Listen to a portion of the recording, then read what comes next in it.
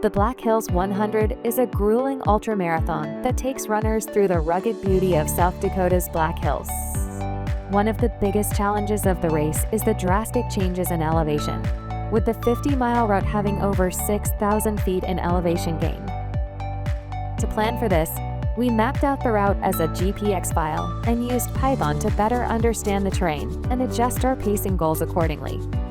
This video showcases how we did this, which included mapping out the entire trail route with Hiiker, transforming it from a GPX file to a tabular format with Python, and creating interactive elevation profiles with Plotly. So, without further ado, let's get into it, starting by mapping out the trail route in Hiiker. All of the route information is provided at the Black Hills 100 website, which we put a link to in the description. The site lists out all of the info for the race, including the route plan, which can be found under the Maps page. There are a few static maps available, with the basic route plotted against a topographical view and aerial view. But we want the actual route data with elevation included, which is where Hiiker comes in. Hiiker is a trail planning app for identifying and navigating hiking trails, and we're going to use its route planning functionality to create a GPX file of the marathon route. We'll start by going to their website, hiiker.app, which is linked in the description, and clicking on the Plan a Route tab. This brings up the route editor with an interactive map of a bunch of different trails. And we're going to pull up the static map side by side with this to approximate which trails the route uses. Note that we'll want to be in the Snap to Trail mode of the editor. We'll navigate to the starting point of the race and copy the route from the static map by adding points along the corresponding trails. As you add points, the Snap to Trail functionality will recognize which trail your route is following, and it does a pretty good job of mapping out your route based on the trails. We'll continue this along the whole marathon route until we have the whole thing planned out.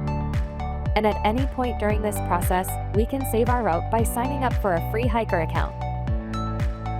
Once we're done, we'll use the Share button on the right to get a shareable web link, and we'll paste it into a new browser window to pull up the final route.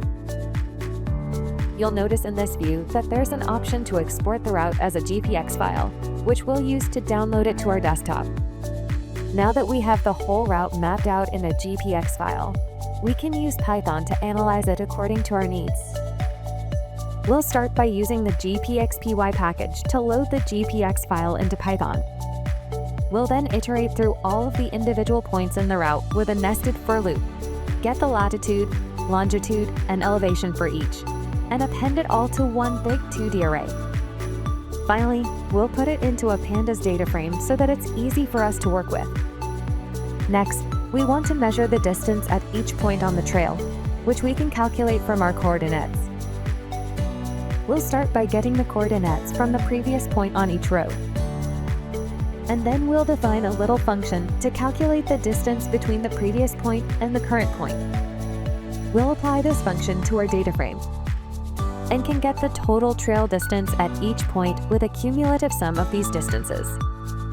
Next, we'll use the elevation column to measure changes in elevation throughout the route. The exported GPX file has elevation measured in meters, but we want it in feet. So we'll define the conversion factor between meters and feet and use it to convert the elevation column to feet. We ultimately want to measure changes in elevation, so we'll find the previous elevation for each row and use it to find the change in elevation between the current and previous points. With our GPX file loaded in and the basic calculations complete, the next step is to break the route up into intervals based on aid stations.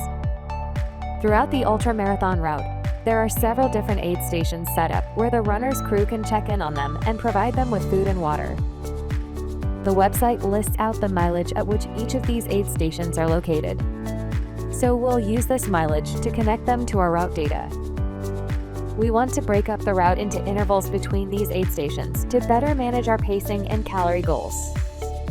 We'll start by listing out the name and mileage of each aid station as a CSV file, and we'll read it into Python as a pandas data frame. Since we're trying to get the interval between aid stations, we'll use the shift method to get the next row for each row in the data frame and filter out the interval after the finish line.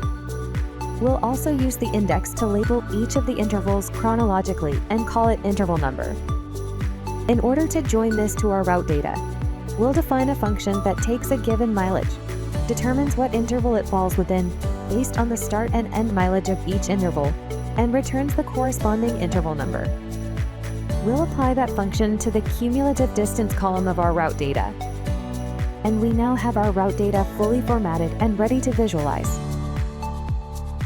We'll use the Python Plotly package to make some plots, which allows us to build interactive visuals inside of our Jupyter notebook.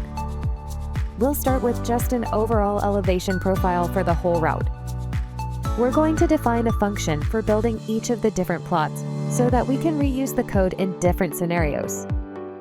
The first step in building a Plotly visual is creating the figure objects, which is the Python objects that represents our plot and stores all of its functionality.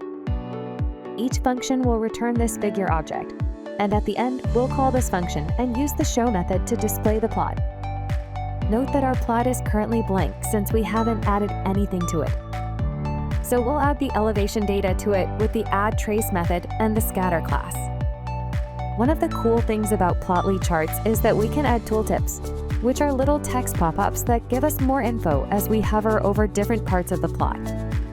In order to use these, we'll create a tooltip column of formatted text with whatever we want to be displayed and can add it with a few new arguments in the scatter class. We can also add annotations to our plot, and in this case, we want to add some summary metrics about the route like total elevation gain, total elevation loss, and total distance. We'll start by calculating each one of these from the data, and then we'll put together one big text string that lists everything out.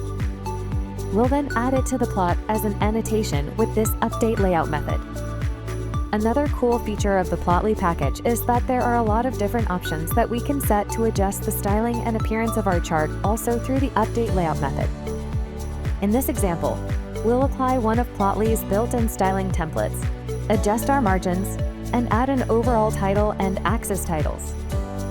With our first plot now fully built and styled how we want it, we're ready to start building our second that highlights the individual intervals inside of our overall elevation profile. We'll simply take the plot that we just created and add vertical lines to separate out the different intervals and a gray shaded region to highlight the specific interval that we're focusing on. In this function, we'll start by calling the other function to create the overall elevation plot. And then we'll get the min and max y values to know how far to draw the vertical lines. We'll then iterate through all of the intervals to draw each of the lines. And finally add an if statement to highlight the interval if it's the one we're focused on. With that, we have our second plot built out, and we're ready to move on to our third and final one that zooms in on a specific interval. We'll create another function for it, and start by simply filtering the data frame to the given interval based on the interval number. Then we can simply plug the filtered data into the first function again. And that's all it takes for the third plot. The Black Hills 100 is a tough course, but with the right tools, we gained valuable insights to plan ahead. By mapping out the route in Hiiker, analyzing the GPX data with Python, and visualizing elevation profiles with Plotly, we were better prepared to tackle the race's challenging elevation changes. We went through it all a bit fast, so check out the link in the description for access to the full notebook of Python code, along with a blog article explaining it. If you found this video helpful and want to support more like it, remember to like and subscribe, and we'll see you next time.